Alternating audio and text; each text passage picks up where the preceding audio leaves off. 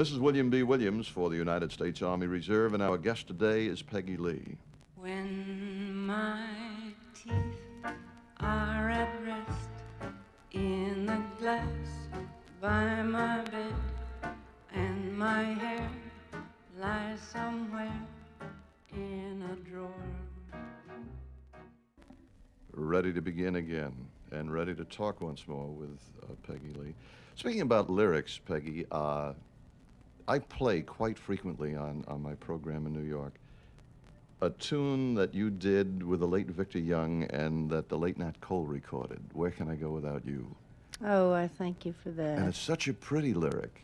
And I wonder if, why you don't do more of that kind of thing. Well, actually, I hadn't thought of it. I think I should get that out. You know, we did bring out one song in the program at the Waldorf, and the reason was that during our trip to Japan, we discovered that that was the most requested song of all, after all these years, that Victor and I had written together, Johnny Guitar. Right. And there are two little chords from the strings, da, da, but they just get da, and they'd applaud. They knew them so well. Are the Japanese that well versed in American performers? Oh, yes, they are. And they are the most Appreciative polite, audience. attentive, and appreciative audiences. Did you learn any songs in Japanese? No, I wish I had, because it sounds so pretty when someone speaks it, but the few words that I did learn to say, someone told me it sounded like I had an Italian accent. That's pretty good for a Swede. In Tokyo, yeah, I must Yeah. say. Now, speaking of lyrics you have done, Cary Grant does something called A Christmas Lullaby Yes. that you did With Cy Coleman. with Cy Coleman. That is, again, we get so many requests for that, obviously, around that time of the year, but I know how thrilled he was. Obviously, it was aimed at his daughter, Jennifer. Oh, yes, it was. He's a big All fan the of way yours. through. Yes. And I'm a big fan of his, obviously. We're neighbors. Out in L.A., in Beverly Hills? I haven't borrowed a cup of sugar yet, but I would every once imagine in a while we get together at, every woman's dream dinner would at be my to borrow home a or- cup of sugar from Cary. wouldn't it though? Ever, though. Yeah. As long as you're up, get me a cup of sugar. This word now from the Army Reserve. We were so young, we had no common name. Even before we had a country, we had people who cared about it. After 200 years, the citizen soldier is still here, serving 1 weekend a month with the Army Reserve. Citizens in readiness, soldiers at the call. Citizen soldiers are still here. For more information, call the Army Reserve Center nearest you. A little time with me.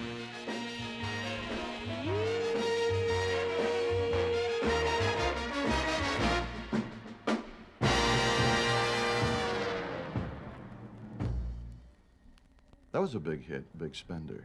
Again, that was a Cy Coleman, Dorothy Fields effort, as I remember. Yes, it out was, of, and Sweet Charity. Yes, and they were nice enough to allow me to sing the song before the show opened, quite a while before actually, and it just had an instant reaction at the. I was at the Copacabana then, and people loved it. You know, it's interesting talking about tunes that become big hits for you. I am always impressed when I watch you work at your great facility of doing every kind of song in every kind of tempo. When you do a love song, a ballad, it is something. I watch an audience oft times when you work, when you do a love song. And there is, you were speaking earlier about being involved with someone you love when you hear music. There is that kind of thing. And then, of course, when you switch to up-tempo, immediately there's that. I've always been a big fan of what you do with Big Bad Bill as Just Sweet William now, but that may be, I bring a bias into that. Yes, Sweet William. Now that lyric, Big Bad Bill is Just Sweet William now, I am remiss, I should remember who wrote it, I don't. Do you? I don't either. I I'm think it's an embarrassed old to know, blues but, thing. And but I do remember one evening at Basin Street, and I was bumping my way along the With a boa constrictor. a big boa constrictor made of red feathers. And I got right to the end, and there was a very dignified priest. And my final bump was for him. And I said, "Oh, excuse me, Father." And later, he came to my dressing room. And gave you forgiveness? Yes, he did, and we became very good friends. My guest is Peggy Lee, friend of priests, rabbis, and Yes, you're everybody. a non-sectarian performer. Well, I'm a non-sectarian. I guess that probably accounts for it. Some of the best part-time jobs in the nation take only 16 hours a month. You can earn over $50 a month to start, and it only takes 16 hours of your time each month to earn it, plus 2 weeks annual training if you're interested. The first step is to visit your local Army Reserve unit. If you qualify, they'll show you a list of jobs that are available, and when you select one and sign up, they will give you the few months of training it takes and full Army salary for the time you're away. When you get back home again, you will have a skill you never had before and a good job working for the Army Reserve 16 hours a month. A new skill and on-the-job training are not easy to come by in the best of times, and the opportunity is just waiting for you. A choice of good jobs, a good, steady extra income. Your friends may think all that you're earning is money, but you'll know that part of what you're earning is pride. Again, Peggy Lee.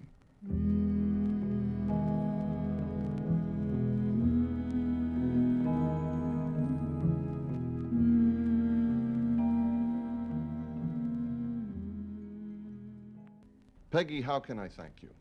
Send Well, money? you needn't thank me, Willie B. I'd like to thank you, dear. It's always such a joy to talk to you because you have, as I mentioned, meaningful things to say, not only when you sing, but just when you talk with someone. My thanks to you again. Thank you. My guest has been Peggy Lee. This is William B. Williams reminding you that in the Army Reserve, part of what you earn is pride.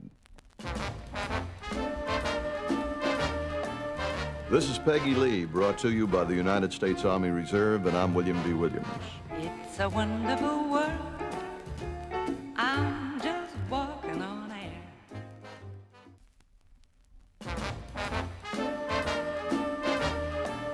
This is Peggy Lee, brought to you by the United States Army Reserve, and I'm William B. Williams.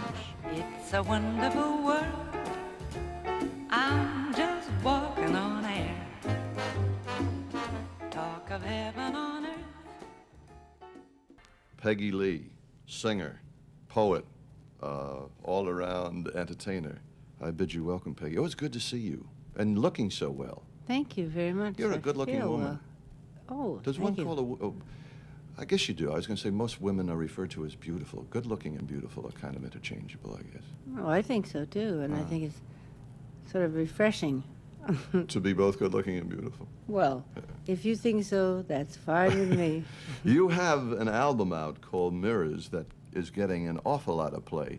And it's a fascinating album because, not only because of the music, but also, I guess because of what the lyrics have to say. And I'm impressed by Johnny Mandel, always have been. How vital is an arranger to someone like you? Oh, extremely so. I'd say that someone like Johnny Mandel could arrange Three Blind Mice. And Or the Cincinnati phone book. yes, anything at all. He just, especially with strings, he has a marvelous way with strings. I have gone through at least a dozen albums of the Sandpiper.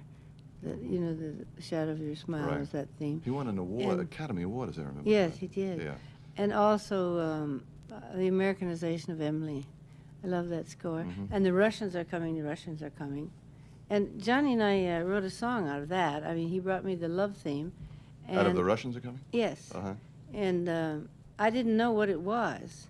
And the lyric was finished in a half an hour. He played it, and he said, "That's eerie. Well, how did you know what that's about?"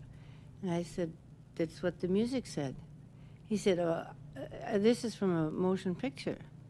I said, "Oh," and he said, "Well, I'm going to take you to see it." So he took me to the Directors Guild, and I had written exactly what was in the scene. That is eerie. Yes, it is a bit, but you see, he writes that descriptively of things, and I never quite got over that myself. I would think that it would remain with you. My guest is Peggy Lee, and let's get to some more of the great sounds of this woman.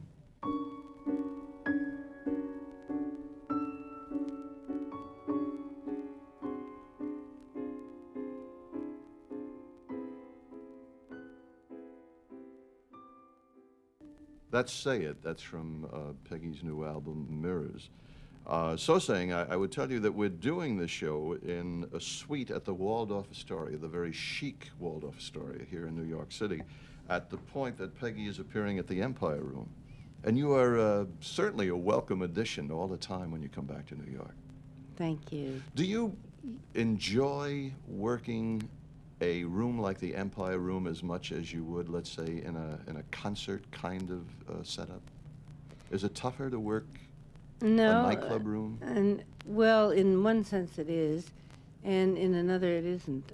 You see, in a concert hall you have no smoke, and Or you have, waiters serving food right. and or booze. and but at the same time you have the real warmth of people. So it really is one and the same. It's I feel more intimate working in a smaller area. We just did the well, not just did. I guess by now it will be. Yeah, we're into past a bit. 76 now, believe it or But not. we did the 75th anniversary of the Dallas Symphony, and that was exciting. I went down a day early so I could hear Beverly Sills. Oh, she is something extraordinary, isn't she? She cuts Tiny Tim. Mm. Right? Would you go along with Yes, that? I'd go along with that. My guest is Peggy Lee, and this word now for the Army Reserve. It's always satisfying to be making extra money, but money isn't the whole thing. There is something else you can earn when you have the right kind of job. It's called pride. And that's part of what you earn when you have a part-time job in the Army Reserve. Your local unit has a list of jobs they're trying to fill right now. You can learn a new skill, income. If you visit your local Army Reserve unit, they'll show you the list of available jobs and give you your choice. If you meet the requirements and sign up, they'll train you and pay you while you're in training. And then they'll put you to work 16 hours a month doing the job you were trained for, plus 2 weeks annual training. You'll be doing something vital for your country. You'll be learning something valuable for your future. And after you've added up the money you're making, you'll find that you've been earning something else all along: pride.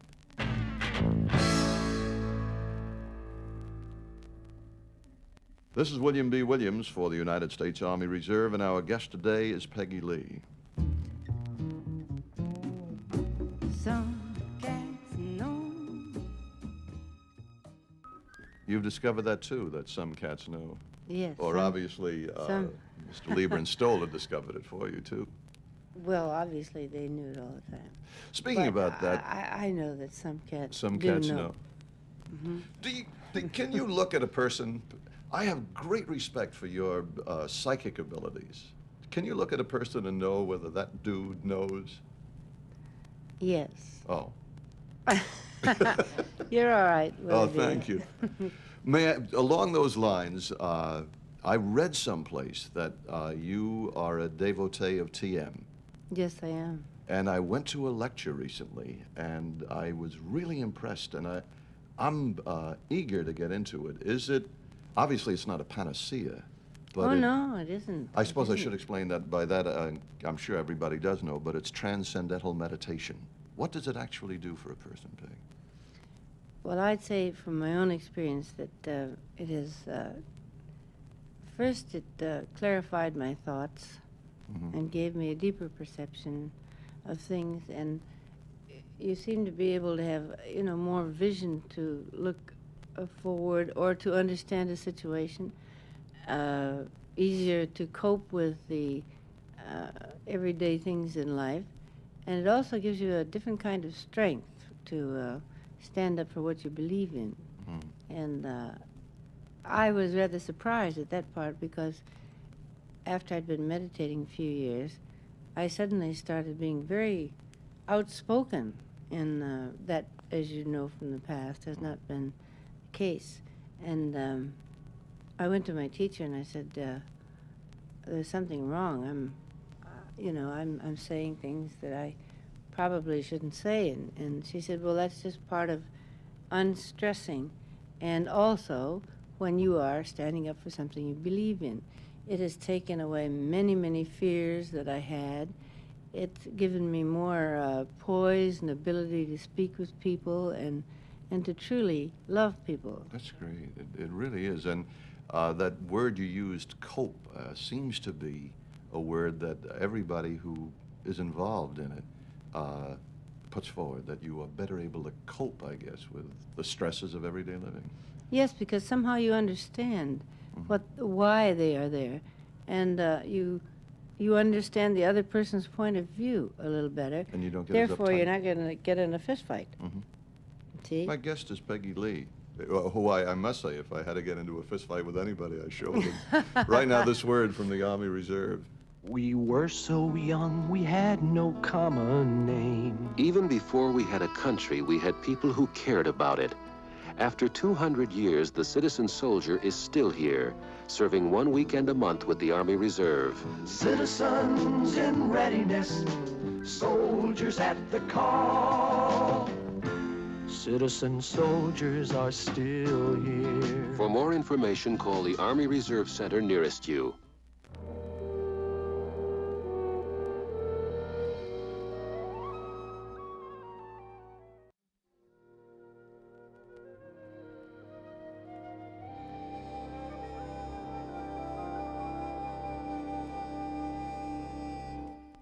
The sounds of Peggy Lee.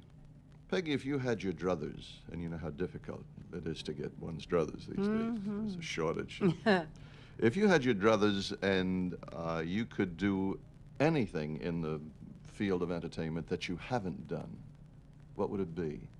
Well, I have started to do symphonies with, concerts with symphonies. And I want to do more of that because that's really fulfilling. And it sort of helps them along to a certain degree because there are more people that like pop music than symphonic, it would seem. Although I always see the hall full, you know. I had a marvelous experience with Arthur Fiedler. That wonderful man that follows fire trucks.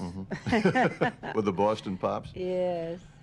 That I wondered, it seems to be a little tougher for a so-called classical performer to step into the popular field. Is it tougher for a pop performer, so-called pop performer, to step into the classical field as it is the other way around? I think so, but I think it would depend greatly on the material. And naturally, you would choose something that would fit a symphony, although they did some rather rousing renditions of When I Found You and Love Song and things like that. My guest is Peggy Lee. Right now, this word for the Army Reserve. Did you know that a good second job can make your first job easier to find?